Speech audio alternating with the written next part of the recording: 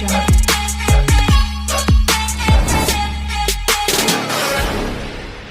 తెలంగాణ రాష్ట్రంలో ఈ CM relief fund అంటే ఏంది, ఈ సీఎం రిలీఫ్ ఫండ్ కు ఏ విధంగా అప్లికేషన్ చేసుకోవాలి, ఈ సీఎం రిలీఫ్ ఫండ్ అప్లికేషన్ చేసుకోవాలి అని అంటే ఎవరు అర్హులు, ఇలాంటి విషయాల గురించి ఈ వీడియోలో తెలుసుకుందాము. ప్రతి ఒక్కరు కూడా వీడియోనైతే లైక్ చేయండి. మీరు వీడియో ఎక్కడి నుంచి చూస్తున్నారో కామెంట్ అయితే చేయండి. మీకు ఎవరికైనా సరే ఈ CM relief fund application PDF కావాలి అని అంటే మన వాట్సాప్ మరియు టెలిగ్రామ్ గ్రూప్లో జాయిన్ అయిన వాళ్లకు ఈ సీఎం రిలీఫ్ ఫండ్ అప్లికేషన్ కూడా సెండ్ చేయడం అయితే జరుగుతుంది. ఇంకా ఎవరైనా సరే మన ఛానల్ గనక సబ్స్క్రైబ్ చేయకుంటే మన ఛానల్ని సబ్స్క్రైబ్ చేయండి. మీ ఫ్రెండ్స్ అండ్ ఫ్యామిలీ మెంబర్కి వీడియో షేర్ చేయండి. తెలంగాణ రాష్ట్ర ప్రభుత్వం అత్యవసర పరిస్థితుల్లో ఉన్న పేద ప్రజలకు ఆర్థిక సహాయం అందించడానికి రూపొందించిన ప్రత్యేక నిధే ఈ సీఎం సహాయ నిధి, సీఎం రిలీఫ్ ఫండ్ అంటారు. దీన్నే ముఖ్యమంత్రి సహాయ నిధి అని కూడా అంటారు. ఇది ఎవరు అప్లికేషన్ చేసుకోవచ్చు, హాస్పిటల్లో మీకు ఏ ప్రాబ్లమ్స్ ఉన్న వాళ్ళు అప్లికేషన్ చేసుకోవచ్చు అని అంటే తీవ్ర అనారోగ్యంతో, అదేవిధంగా శస్త్రచికిత్స, ప్రమాదాలు, మృతి చెందిన వారి కుటుంబాలు, ప్రకృతి వైపరీత్యాల వల్ల నష్టం కలిగిన వాళ్ళు, హృద్రోగం, క్యాన్సర్, కిడ్నీ, బ్రెయిన్ స్ట్రోక్, ఇంకా ఏవైనా వేరే వ్యాధులు ఉన్న వాళ్ళు కూడా మీరు హాస్పిటల్లో చూయించుకున్న వాళ్లకు ఈ అప్లికేషన్ చేసుకోవడానికి ఛాన్స్ అయితే ఉంటుంది. దీనికి ఎవరు అర్హులు అనంటే తెలంగాణ రాష్ట్రానికి చెందిన పేద మరియు మధ్యతరగతి కుటుంబానికి చెందిన వాళ్ళు మాత్రమే ఈ అప్లికేషన్ చేసుకోవడానికి ఛాన్స్ అయితే ఉంటుంది.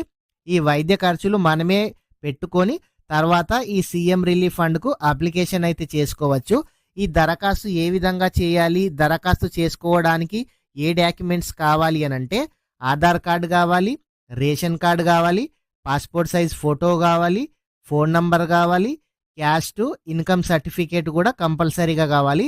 అదేవిధంగా హాస్పిటల్ బిల్స్ అయితే ఉండాలి. హాస్పిటల్ నుంచి ఏ బిల్స్ ఉండాలి అని అంటే hospital application letter, discharge summary, అంచనా బిల్లు అంటే ఎస్టిమేషన్ బిల్లు, పాత మెడికల్ బిల్లులు, మీరు హాస్పిటల్లో జాయిన్ అయ్యేప్పటి నుంచి డిశ్చార్జ్ అయ్యే వరకు ప్రతి బిల్లు కూడా మీ దగ్గర ఒరిజినల్ అయితే ఉండాలి.